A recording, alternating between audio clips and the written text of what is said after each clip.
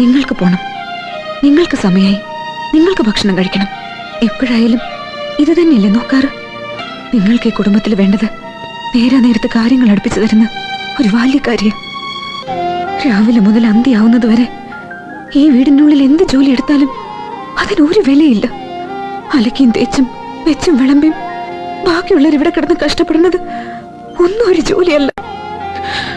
അതിന് കണക്കില്ല, ശമ്പളവും ഇല്ല. അതൊക്കെ കുടുംബത്തെ പെണ്ണുങ്ങളുടെ കടമ. എന്നിട്ട് എപ്പോഴെങ്കിലും ഒരു നല്ല വാക്ക്, എന്ത് ചെയ്താലും കുറ്റം മാത്രം പറയണത് കേട്ട് മടുത്തു.